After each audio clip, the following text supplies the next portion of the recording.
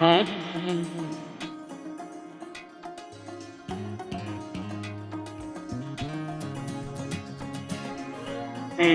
50,60,000 ಸಾಲ ಮಾಡಿ ಆದ್ರೂ ಕೂಡ ನಂಗೆ ತೃಪ್ತಿ ಇದೆ.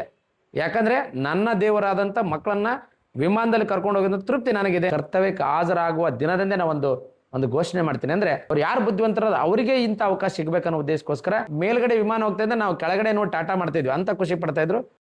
ನಮಸ್ಕಾರ. ಇದೊಂದು ಇಂಟ್ರೆಸ್ಟಿಂಗ್ ಕತೆ.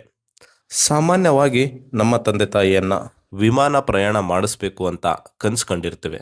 ಆದರೆ ಇಲ್ಲಿ ಒಬ್ರು ಶಿಕ್ಷಕರು ಸಾಲ ಮಾಡಿ ತಮ್ಮ ಶಾಲಾ ಮಕ್ಕಳಿಗೆ ವಿಮಾನ ಪ್ರಯಾಣ ಮಾಡಿಸಿದ್ದಾರೆ. ಸರ್ಕಾರಿ ಶಾಲಾ ಮಕ್ಕಳ ಕನಸಿಗೆ ರೆಕ್ಕೆ ಮೂಡಿಸಿದ ಈ ಶಿಕ್ಷಕರ ಕತೆ ಕೇಳೋಣ ಬನ್ನಿ.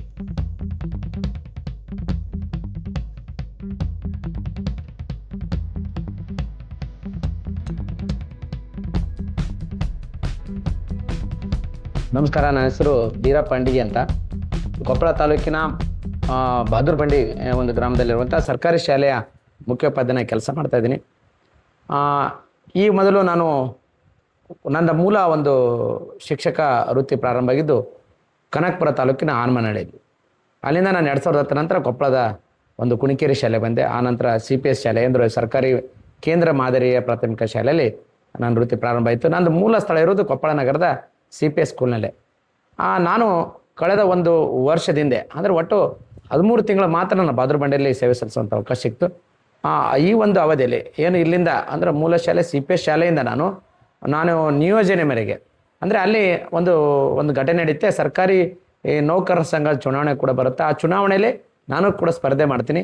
ಆ ಸ್ಪರ್ಧೆ ಮಾಡಿದ ಸಂದರ್ಭದಲ್ಲಿ ಆ ಶಾಲೆಗೆ ಪ್ರಚಾರಕ್ಕೆ ಹೋದಂಥ ಸಮಯದಲ್ಲಿ ಅಲ್ಲಿರುವಂಥ ಎಲ್ಲ ಅಕ್ಕನವರು ಎಲ್ಲರೂ ಸೇರಿಕೊಂಡು ನನಗೆ ನಿನಗೆ ಮತ ಹಾಕ್ತೀವಿ, ಆದರೆ ನಮ್ಮ ಶಾಲೆಗೆ ಮುಖ್ಯೋಪಾಧ್ಯಾಯನಾಗಿ ಬರಬೇಕಂತ ಒಂದು ವಿನಂತಿ ಮಾಡಿದರು. ಆಮೇಲೆ ನಾನು 1 ವರ್ಷದ ಅವಧಿಗೆ ಅಲ್ಲಿಗೆ ನಿಯೋಜನೆ ಮೇರೆಗೆ ಹೋದೆ. ನಿಯೋಜನೆ ಮೇರೆಗೆ ಅಂದರೆ CPS ಶಾಲೆಯಿಂದ ಬಿಡುಗಡೆ ಹೊಂದಿ ನಿಯೋಜನೆ ಮೇರೆಗೆ ಬಹದ್ದೂರು ಶಾಲೆಗೆ ಏನು ನಾನು ಕರ್ತವ್ಯಕ್ಕೆ ಹಾಜರಾಗ್ತೀನಿ.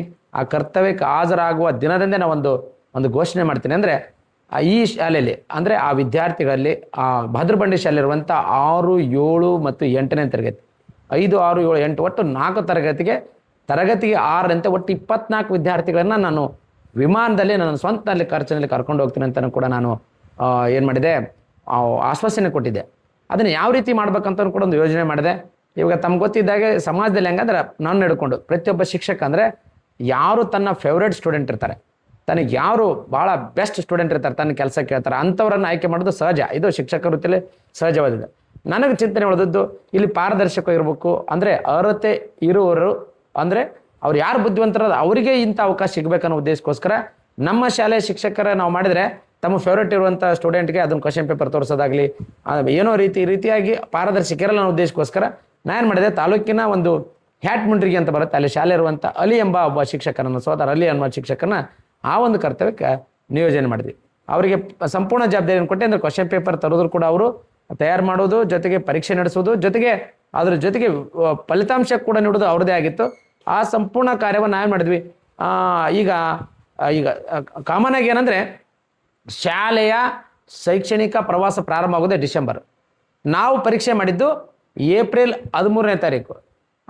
ಅಂದರೆ ಇನ್ನೂ ಒಂದು 6 ತಿಂಗಳು ಟೈಮ್ ಇತ್ತು. ಆ ಟೈಮಲ್ಲಿ ಏನೋ ಪರೀಕ್ಷೆ ನಡೆಸಿದ್ವಿ, ಫಲಿತಾಂಶ ಕೂಡ ಬಂತು. ಆದರೆ ನಮಗೆ ಪ್ರವಾಸ ಹೋಗೋಕ್ಕೆ ಅನುಮತಿ ಸಿಗೋದೇ ಡಿಸೆಂಬರ್ ತಿಂಗಳಲ್ಲಿ. ಈ 24 ವಿದ್ಯಾರ್ಥಿಗಳ ಆಯ್ಕೆ ಆಗುವ ಪೂರ್ವದಲ್ಲಿ 220 ಮಕ್ಕಳು ಅಂದರೆ ಶಾಲೆಯಲ್ಲಿರುವಂಥ 5, 6, 7, 8ನೇ ತರಗತಿ ಮಕ್ಕಳು ಎಲ್ಲ ಮಕ್ಕಳಿಗೆ ಕೂಡ ಪ್ರಶ್ನೆ ಪತ್ರಿಕೆ ನೀಡಲಾಗಿತ್ತು. ಉತ್ತರ ಕೂಡ ನಾವೇನೋ ಅಬ್ಜೆಕ್ಟಿವ್ ಟೈಪ್ ಅಂದರೆ ಆ ಥರ ಅಬ್ಜೆಕ್ಟಿವ್ ಟೈಪ್ 1 ಪ್ರಶ್ನೆ ಕೊಟ್ಟು 4 ಉತ್ತರ ಕೊಟ್ಟಿದ್ವಿ. ಅದು ಟಿಕ್ ಮಾಡೋದು ಮಾತ್ರ ಇಟ್ಟಿದ್ವಿ. ಅದರಲ್ಲಿ ಸೆಲೆಕ್ಟ್ ಆಗಿದ್ದು 24 ಮಕ್ಕಳು. ಈ 24 ಮಕ್ಕಳು ಅರ್ಹತೆ ಇರುವಂಥರನ್ನ ಕರ್ಕೊಂಡು ಹೋಗ್ಬೇಕಂತ ಯೋಚನೆ ಇರೋದ್ರಿಂದ ನಾನು ಇಲಾಖೆಗೆ ಕೂಡ ಪರ್ಮಿಷನ್ ತೊಗೊಂಡೆ. ತಗೊಂಡ್ಕೊಂಡು ಆ ಪಾಲಕರು ಕೂಡ ತಿಳಿ ಹೇಳಿದೆ, ನಿಮ್ಮ ಮಕ್ಕಳನ್ನು ಯಾವುದೇ ₹1 ಹಣ ಇಲ್ಲದೆ ನಾನು ನನ್ನ ಸ್ವಂತ ದುಡ್ಡಲ್ಲೇ ಈ ಶಾಲೆಗೆ ಹಾಜರಾದಾಗ ಹೇಳಿದ್ದೆ, ಸ್ವಂತ ದುಡ್ಡಲ್ಲೇ ನಾನು ಕರ್ಕೊಂಡು ಹೋಗ್ತೇನೆ ಅಂತ. ಹಾಗೂ ಕೂಡ ಪಾಲಕರಿಗೆ ಏನು ಒಪ್ಪಿಗೆ ಪತ್ರ ನಿಯಮ ಪ್ರಕಾರ ಏನಂದರೆ ನಾವು ಯಾವುದೇ ರೀತಿ ಪ್ರವಾಸ ಹೋದ್ರೂ ಕೂಡ ಪಾಲಕರು ಒಪ್ಪಿಗೆ ಪತ್ರ ಬೇಕಾಗುತ್ತೆ. ಪಾಲಕರಿಗೆ ಮನವೊಲಿಸಿ ಅವ್ರಿಗೆ ಹೇಳಿದೆ, ನಿಮ್ಮ ಮಗುವನ್ನು ಈ ಥರ ಪರೀಕ್ಷೆ ನಡೆಸಿದ್ದೆ, ಪರೀಕ್ಷೆಯಲ್ಲಿ ಪಾಸ್ ಆಗಿದೆ, ಅವರನ್ನು ನನ್ನ ಸ್ವಂತ ದುಡ್ಡಲ್ಲೇ ನಾನು ನಿರ್ಧಾರ ಮಾಡಿದ್ದು ಹೈದರಾಬಾದ್ ಕರ್ಕೊಂಡು ಹೋಗ್ಬೇಕಂತ.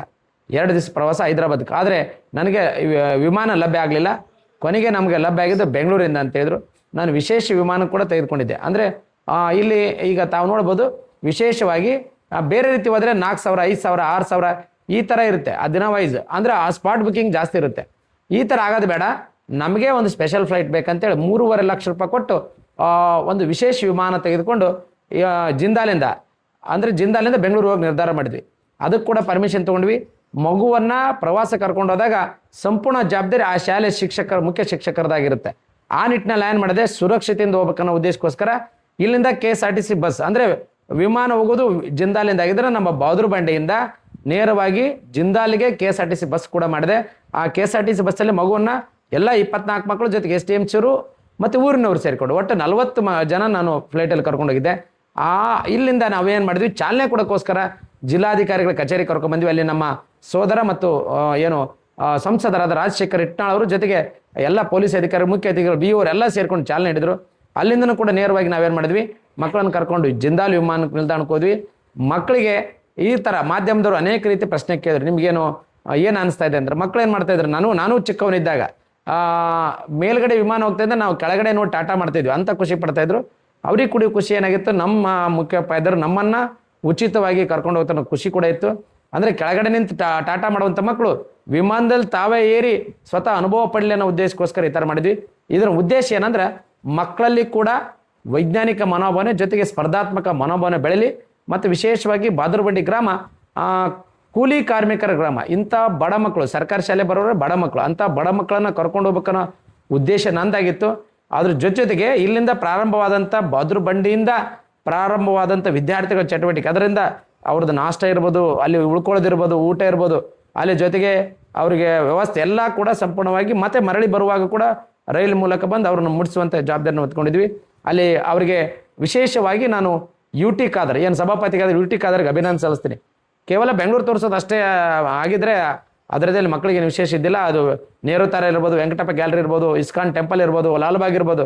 ಆದರೆ ಈ ರಾಜ್ಯದ ಆಡಳಿತ ನಡೆಸುವಂಥ ಶಕ್ತಿಸೌಧವಾದಂಥ ವಿಧಾನಸೌಧದೊಳಗೆ ನನ್ನ ಮಕ್ಕಳು 24 ಮಕ್ಕಳು ಕೂಡ ಹೋಗ್ಬೇಕು ಅನ್ನೋ ಉದ್ದೇಶಕ್ಕೋಸ್ಕರ, ಅವ್ರು ತೋರಿಸ್ಬೇಕನ್ನೋ ಉದ್ದೇಶಕ್ಕೋಸ್ಕರ UT ಖಾದರ್ಗೆ ಒಂದು ಪತ್ರ ಮಾಡಿದೆ. ಅವರು ಕೂಡ ಅನುಮತಿ ಕೊಟ್ಟರು. ನಮ್ಮ 40 ಜನರು ಕೂಡ ವಿಧಾನಸೌಧದಲ್ಲಿ ಎಲ್ಲಿ ಅಧಿವೇಶನ ನಡೆಯುತ್ತೆ, ಎಲ್ಲಿ ಮುಖ್ಯಮಂತ್ರಿ ಕೊಟ್ಟಿರುತ್ತೆ, ಎಲ್ಲಿ ಸ್ಪೀಕರ್ ಕೊಟ್ಟಿರುತ್ತೆ, ಸಚಿವರು ಎಲ್ಲಿರ್ತಾರೆ, ಎಲ್ಲ ವ್ಯವಹಾರವನ್ನು ತಿಳ್ಕೊಳ್ಳೋಕೆ ಅನುಕೂಲ ಆಯಿತು.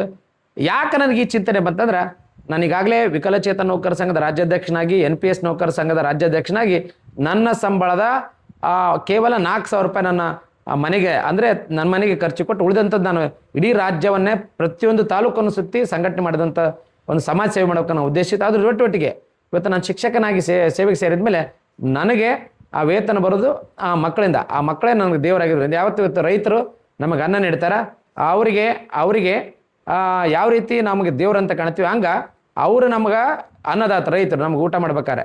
ಇವತ್ತು ಶಿಕ್ಷಕರಿಗೆ ಅನ್ನದಾತರು ಅಂದರೆ ಮಕ್ಕಳಾಗಿರ್ತಾರೆ. ಆ ಮಕ್ಕಳನ್ನು, ಆ ದೇವರನ್ನು ವಿಮಾನ ಕರ್ಕೊಂಡು ಹೋಗ್ಬೇಕನ್ನೋದು ಚಿಂತನೆ ಮಾಡೋದ್ರಿಂದ ನನ್ನ ಸ್ವಂತ ದುಡ್ಡು ಒಟ್ಟು 5,60,000 ರೂಪಾಯಿ ಹಣವನ್ನು ವ್ಯಯ ಮಾಡಿ ಇವತ್ತು ಬೆಂಗಳೂರಿಗೆ ಕರ್ಕೊಂಡೋಗಿ 2 ದಿವಸ ಅಲ್ಲಿ ಉಳಿಸ್ಕೊಂಡು ಪುನಃ ರೈಲು ಮೂಲಕ ಕರ್ಕೊಂಬಂದಿದ್ದೀನಿ. ನನಗನ್ಸುತ್ತಾ ಇದು ಆತ್ಮತೃಪ್ತಿಗೆ. ಇದು ನಾನೇನು ಪ್ರಚಾರಕ್ಕಂತ ಮಾಡಲ್ಲ, ಆದರೆ ಮಾಧ್ಯಮದವರು ಅನೇಕ ರೀತಿ ಪ್ರಚಾರ ನೀಡಿದ್ರು. ಅದು ಇತರಿಗೆ ಪ್ರೇರಣೆ ಆಗಲಿ ಅಂತ ನಾನು ಬಯಸ್ತೀನಿ. ಯಾಕಂದ್ರೆ ನನ್ನ ಹತ್ರ ದುಡ್ಡು ಇಲ್ಲದೆ ಇರ್ಬೋದು, ನಾನು ಇವತ್ತು ಸಂಘಟನೆಯಿಂದ ಸುಮಾರು ಎಲ್ಲ ವಿಕಲಚೇತರ ಸಂಘ ಇರ್ಬೋದು, NPS ಸಂಘ ಇರ್ಬೋದು, ಈ ಥರ ಕಾರ್ಯಕ್ರಮ ಇರ್ಬೋದು, ಒಟ್ಟು ಒಂದು 50,60,000 ರೂಪಾಯಿ ಸಾಲ ಮಾಡಿ ಆದರೂ ಕೂಡ ನಂಗೆ ತೃಪ್ತಿ ಇದೆ. ಯಾಕಂದರೆ ನನ್ನ ದೇವರಾದಂಥ ಮಕ್ಕಳನ್ನು ವಿಮಾನದಲ್ಲಿ ಕರ್ಕೊಂಡು ಹೋಗೋದಂಥ ತೃಪ್ತಿ ನನಗಿದೆ. ಇದನ್ನು ಇತರರೇ ಮಾಡಲಿ ಅಂತಲ್ಲ. ಇವತ್ತು ನಾವು ಶಿಕ್ಷಕರಾಗಿ ಮಕ್ಕಳಿಂದ ವೇತನ ಪಡೆಯೋದ್ರಿಂದ ಇದರೊಟ್ಟೊಟ್ಟಿಗೆ ಅನೇಕ ರೀತಿಯ ಮಕ್ಕಳಿಗೆ ಪ್ರೋತ್ಸಾಹದಾಯಕ, ಪ್ರತಿ ತಿಂಗಳು ಅಟೆಂಡೆನ್ಸ್ಗೆ ಪ್ರೋತ್ಸಾಹದಾಯಕ ಪ್ರೈಸ್ ಕೂಡ ಕೊಡ್ತಾ ಇದೆ, ಅವ್ರಿಗೆ ಕೇಳಿದಂಥ ಸ್ವೀಟ್ ಕೂಡ ಮಾಡಿಸ್ತಾ ಇದೆ. ಅಂದರೆ ಮಕ್ಕಳೇ ನಮ್ಮ ದೇವರಿದ್ರೆ ಅವ್ರಿಗೆ ಶೈಕ್ಷಣಿಕ ಅವ್ರಿಗೆ ಬೇಕಾದಂಥ ಅಳಲಿ ಸೇವೆನ ಮಾಡಿದಂಥ ತೃಪ್ತಿ ನನಗಿದೆ ಅಂತ ಈ ಮೂಲಕ ನಾನು ಹೇಳಕ್ಕೆ ಇಷ್ಟಪಡ್ತೀನಿ.